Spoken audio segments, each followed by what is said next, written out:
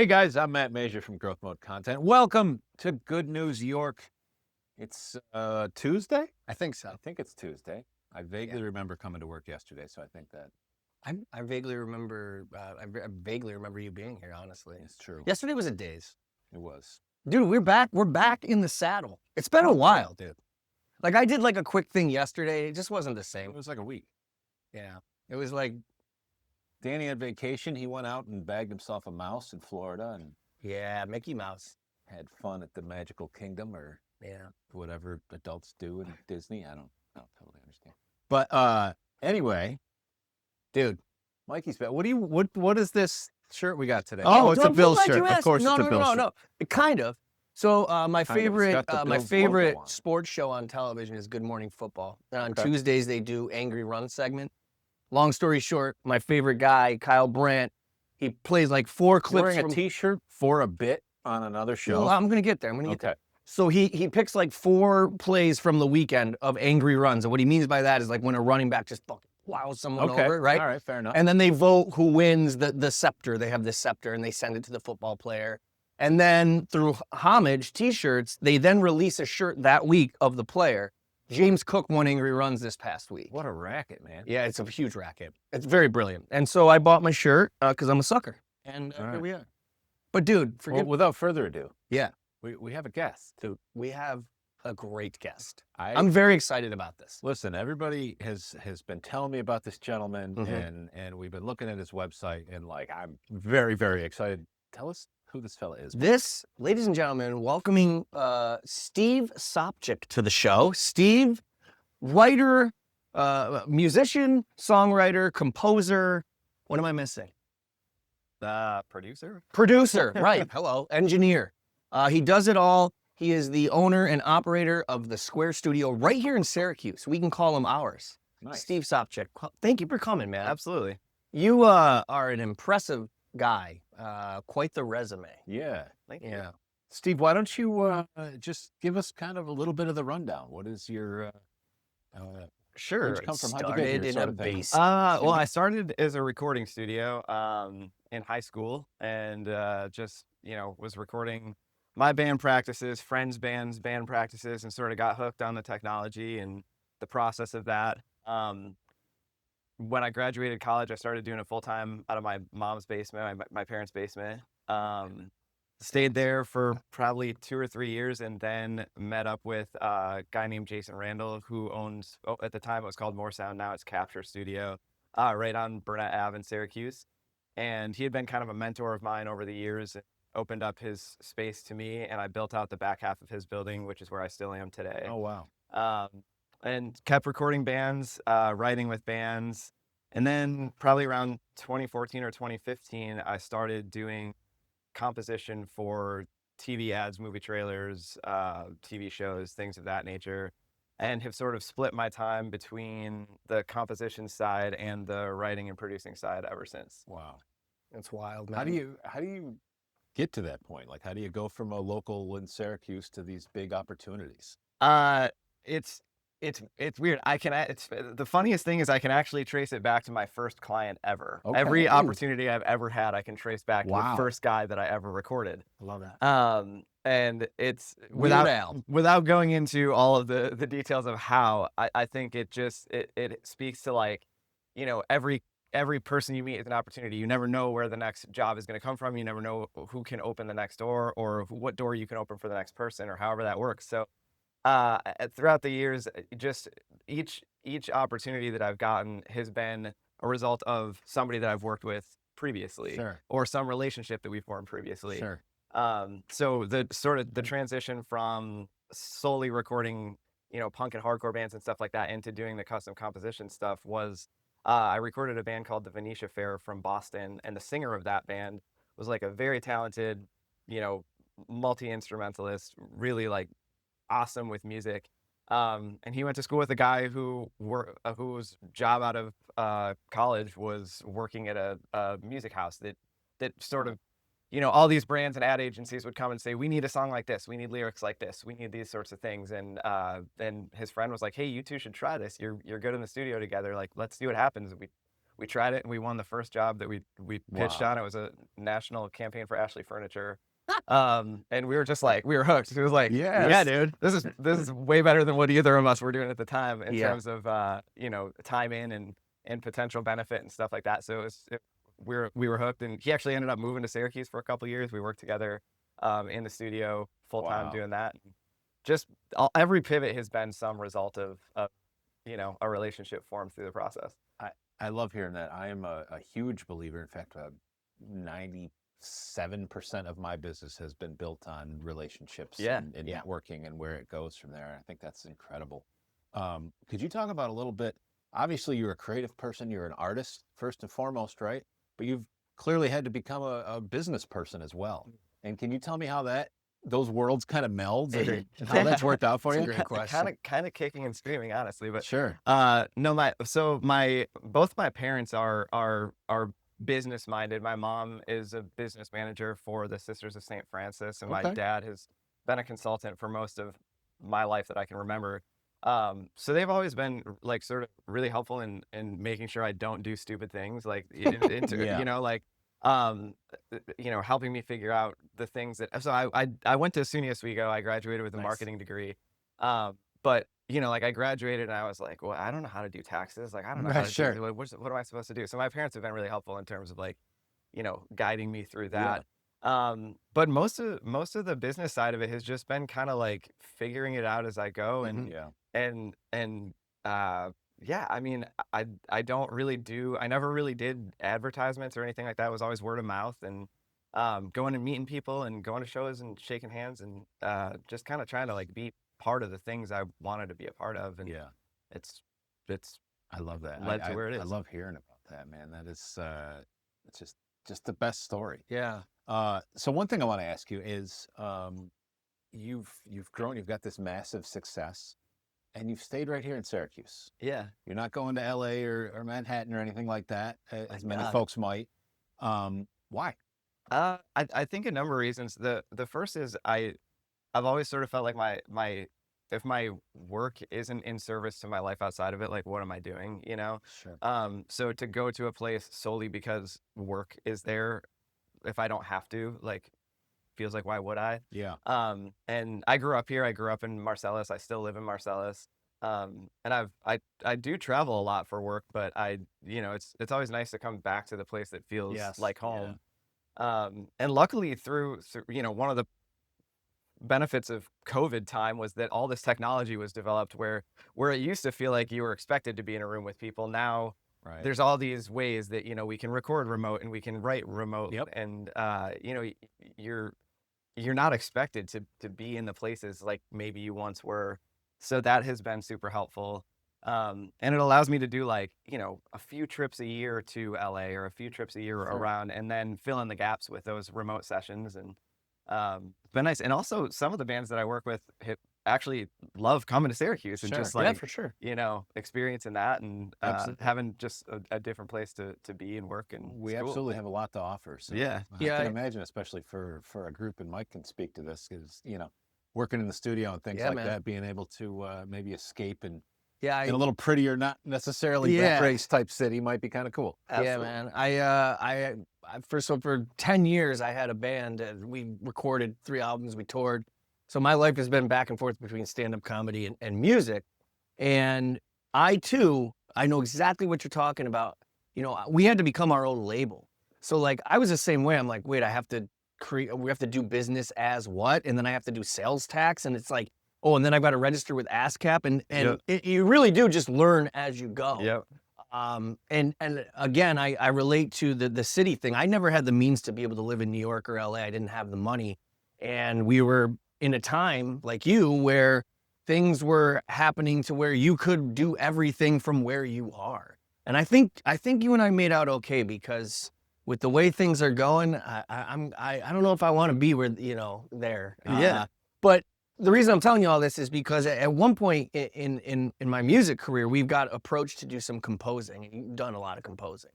And I remember thinking, songwriting is, I don't want to say easy, but songwriting is natural to me. Composing was a whole different story.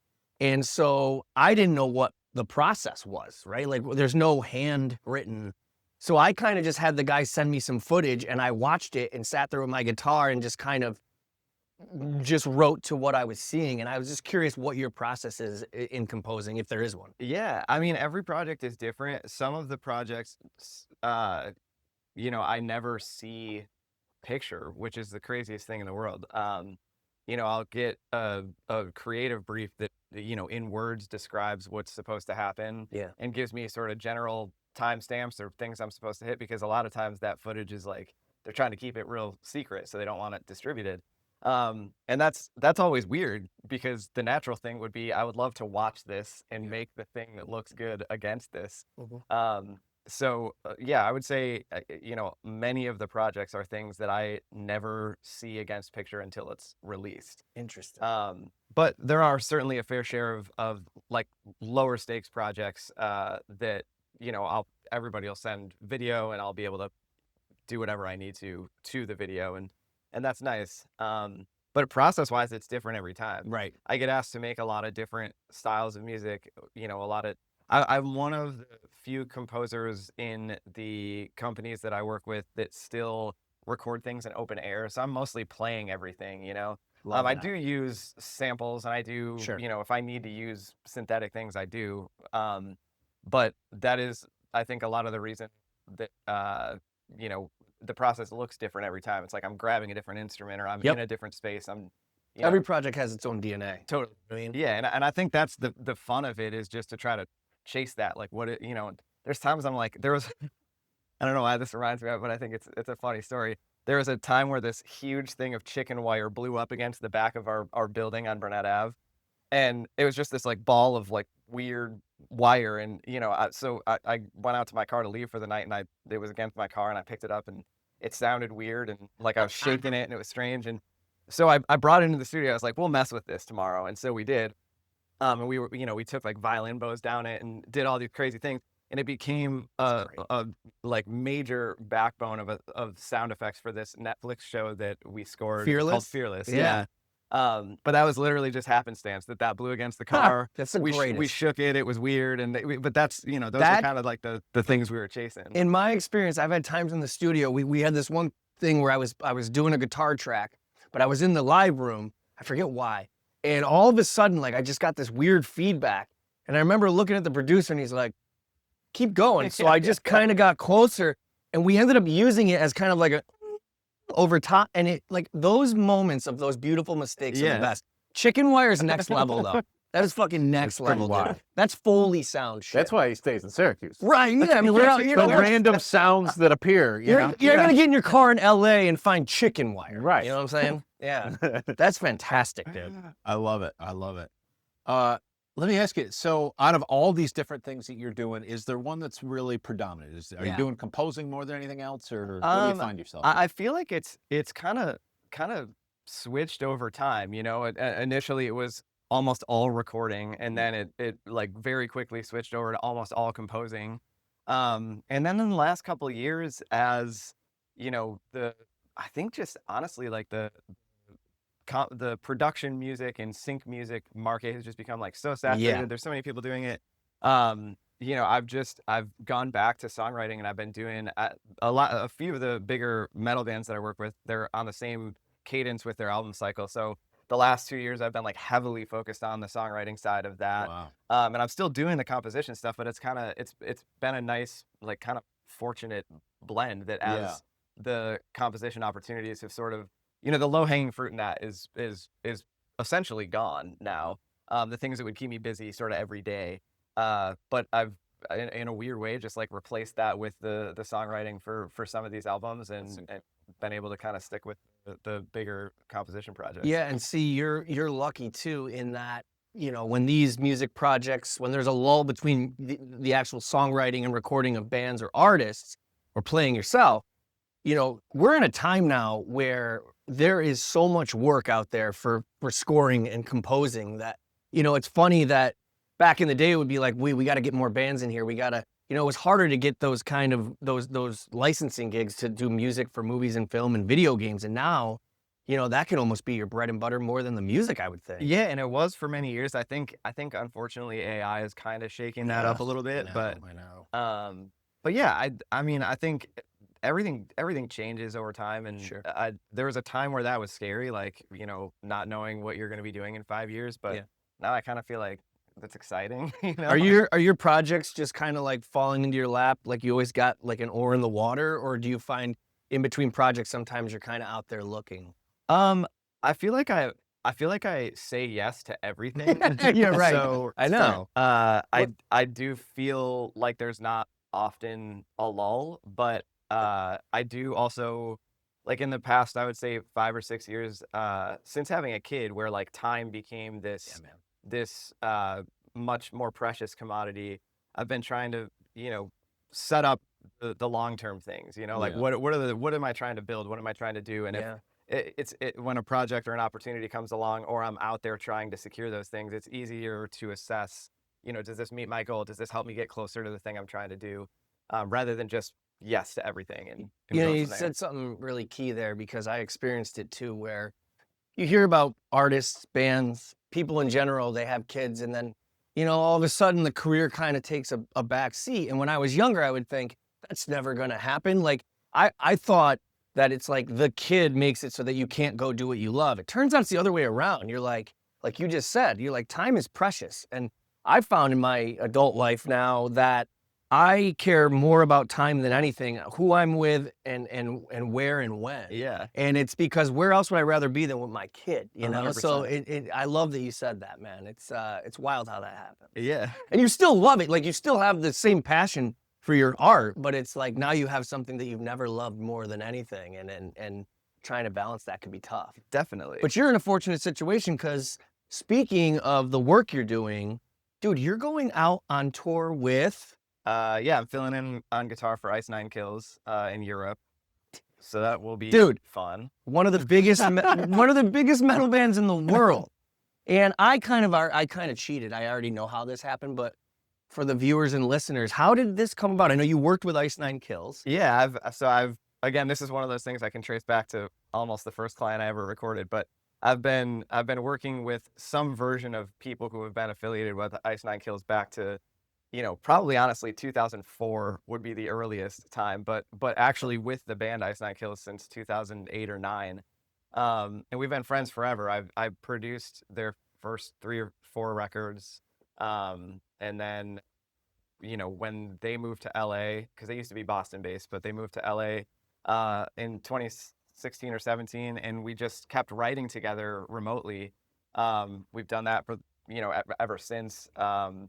And so when their guitar player, couldn't do this one, they just reached out and were like, hey, would you be down to do this? And I sort of instinctually said no, because, thinking about like, do I want to be away from my kid that long? Yeah, that long, I know. And I went home that night and I told my wife, like, kind of half jokingly, like, can you believe they asked me to do this? And she was like, why wouldn't you? Yeah, that's awesome. You married the right one. That's yeah, definitely. That's you make it work. Yeah. You make it work. Yeah. So I sat with Why Wouldn't I for like 20 minutes, and I was like, oh my God, I have to. Yeah.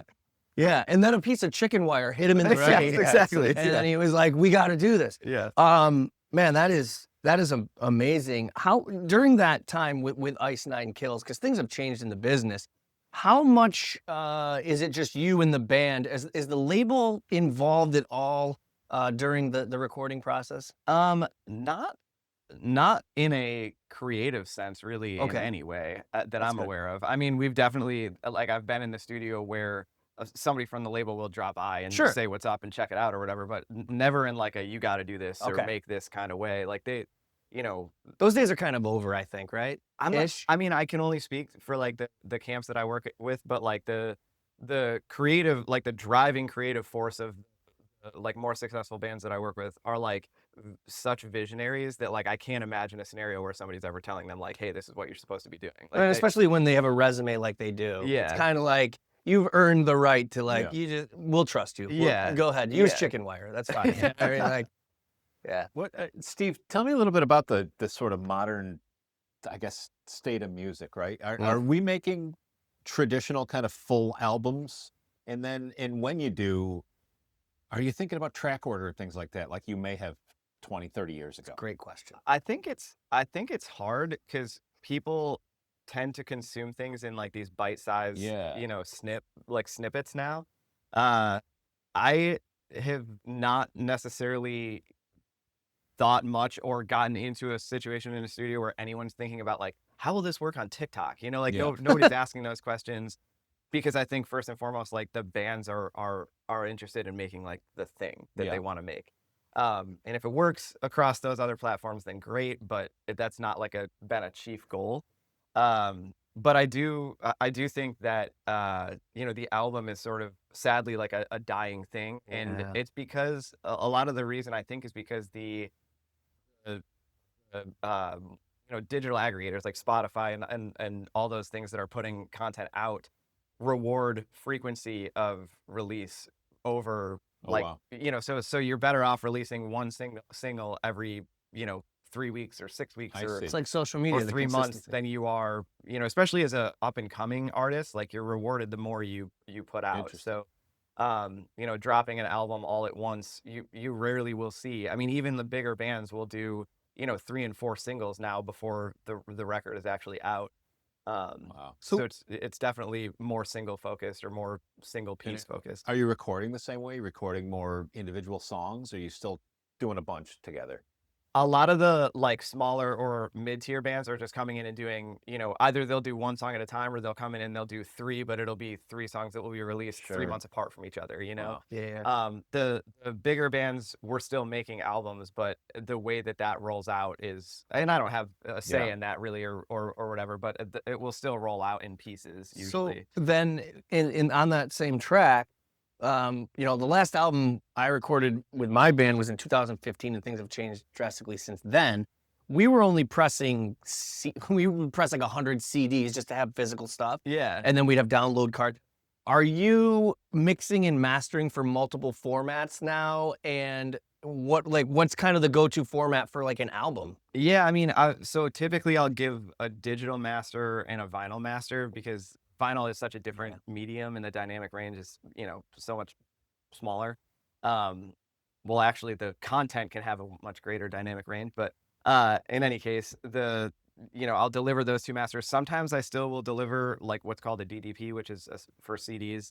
But not a ton of people are doing CDs anymore. I think, you know, kind of the novelty of vinyl is like the physical sale now, and then the digital stuff is just, you know, it is what it is. And that the target for that is always changing, it seems like, depending on what platform it is and how it's coming out. But I feel like the biggest loss here is the loss of the hidden track. Dude, Korn, every album I would wait because I knew there would be some sick, twisted, dark thing about Jonathan Davis and his father, and sure enough, he would deliver. You know, that's the thing about the CDs. I mean, I guess vinyl's kind of helping supplement or whatever, but I don't feel bad that I don't get to listen to CDs anymore. I feel bad. You know, we're the same. I remember the day Green Day's Dookie and I think Blues Travelers 4 came out on the same day. And like, we made an appointment after school, my friends and I, to get in the car. We drive around smoking cigarettes, whatever we're doing, and passing around the liner notes. Yeah. And that, I'm getting goosebumps. Like that was, am I old for that? Sure, I don't give a shit. But I'm just saying the younger generations, it's not about us not getting to do that. I'm sad that they don't get to experience it. yeah, And maybe the vinyl brings that back a little, but I think it's hard it's such a different world. Like, we didn't have these sort of like parasocial relationships with our, you know, the band we loved. Like, we didn't have access to like Billy Joe Armstrong. We got him through Rolling Stone or whatever. But like now you can tweet them. Yeah, it's like, and now, like, fuck you know, Billy. The engagement between the artist and their fan base is it's so much more direct. And so I think, like, on the one hand, you lose. That's a great point. On the one hand, you lose the sort of like, you know, tactile nature of, you know, music is a pastime. We're devoting time to that. But like the entire thing that is the artist, you have a little bit more. It's more of a two-way thing. You just blew my mind open. No. I see what you're saying. Like, the whole thing about passing around the liner notes was the equivalent of like getting to see behind the scenes footage or seeing them on Twitter. Right. And now they don't have that, but they get to fucking see them like, hey, get ready with me. You know, here's my new shoes. You know, that's a That's a great observation, man. Yeah, and I don't know that one is better than the other. I don't I think either. if I could pick one, I'd love to go back to the time where I would sit and listen to something and be consumed by, the liner notes and the music that's happening. But yeah, I don't think I do think that it's just different. It is very different. All right, Steve, I got a couple of quick, Yeah, me too. Me no too. wrong answer questions. Good, because that's where I All was right. going. That's where I was going. All right. And don't think about this too much. Yeah. It's your favorite metal band. Oh man, favorite metal band. That's impossible. It's tough. I would honestly probably X-Toll. Okay. Would you say that the godfathers of metal are Black Sabbath? That seems to be the consensus. In my world, it's Metallica, but I know that I don't have an opinion. I'm not an authority. I lied to him. I said no hard-hitting questions. Yeah. We're like, what's the best? All right, I got more. Favorite country artist? What? Ooh, Rustin Kelly. Love that. I just saw him in Philly too for like the 3rd time, and he was awesome. Awesome. So, yeah. Favorite rap artist? Hip hop, I guess. We'll go any of those. Whatever the kids are calling it these days. So tough. I mean, near and dear to my heart, I think over the long haul is a little boozy. Nice. But Throw a Lil in front of it, you know it's gonna be good. But Lil Jon, I Lil guess Wayne. boozy badass now. But I have not been super current on my. That's my fair. You've been hip-hop. busy. That's You've fair. been busy getting ready All to right. tour with Ice Nine Kills. Last one of these. Any genre, any time in history, who would be your top musical artist? Oh man, like who would I want to see, or who do I think is the most? The first one that comes to mind. The by far, I think the most influential band on me out of all time in history is a band called Lifetime. They were like a punk band from New Jersey, but they were the first band that I heard that was like super fast, super aggressive, not manicured in any way, but like also somehow melodic. And it was outside of what I had heard ever in punk and hardcore, meaning like, the chords had like interesting extensions and, the rhythms were different. And so first hearing that record, that like changed probably the course of my life. It was the first time I was ever like, this music is me. It speaks to me, So yeah, I think it would be that band. That's awesome, man. All right. That's awesome. I've got a couple. Go That's for it, okay. buddy. I don't. All right. He's here. I got to do it. Greatest concert you've ever been to? Oh, good question. Oh man, I know it's tough. greatest concert I've ever been to. Where you left like, holy fuck.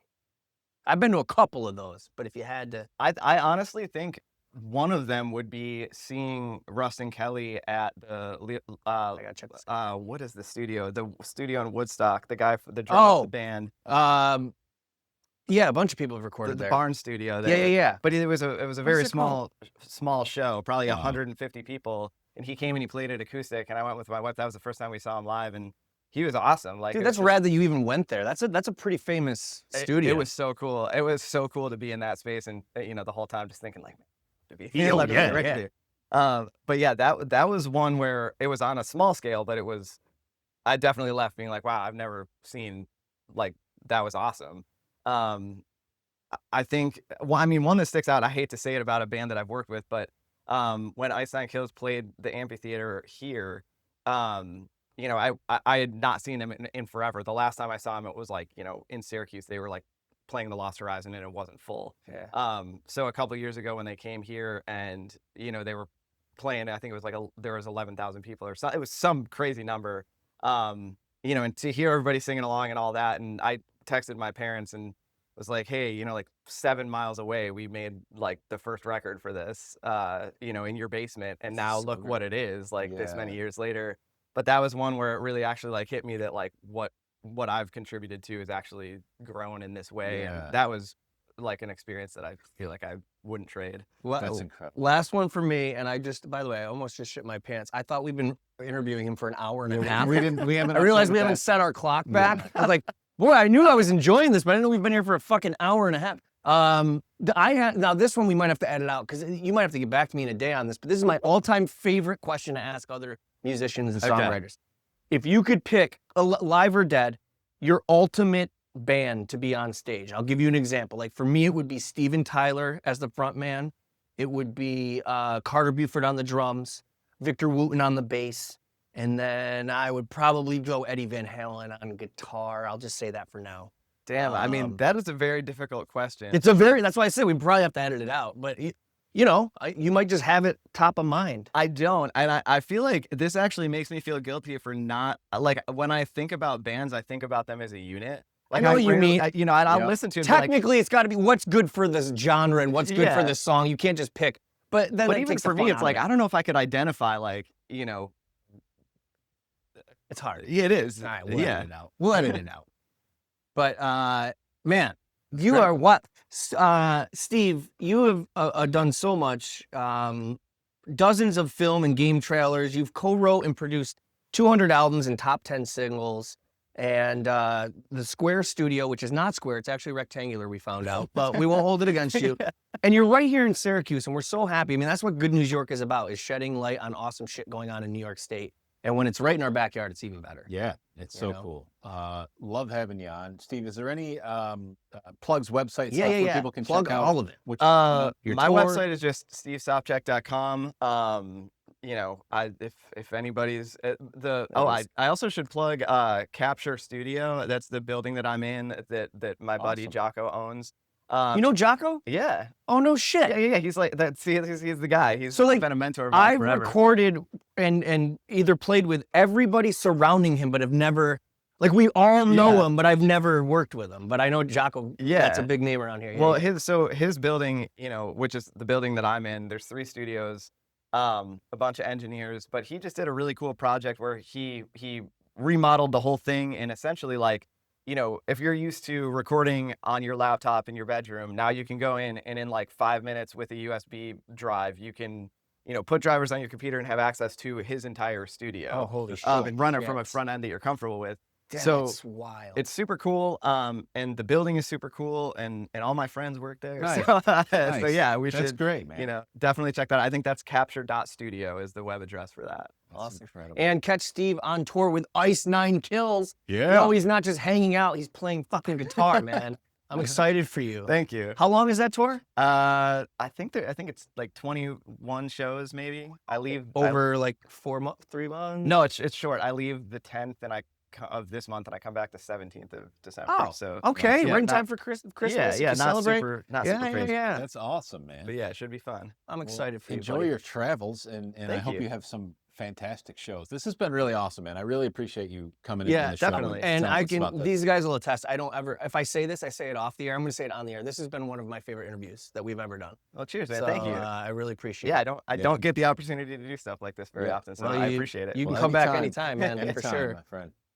All right. I think we got it. I think my we friend. did it, buddy. I don't know what else there is to say. I mean, I could think of a million things, but we've been here for 4 hours according to that clock.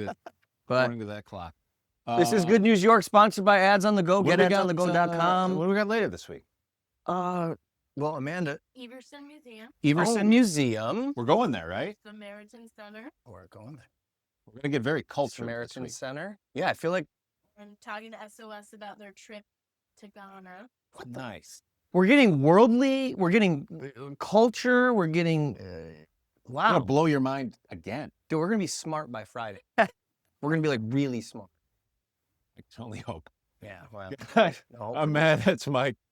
Danny behind the board. Steve Sopchak, the Square Studio. Check him out. Peace out.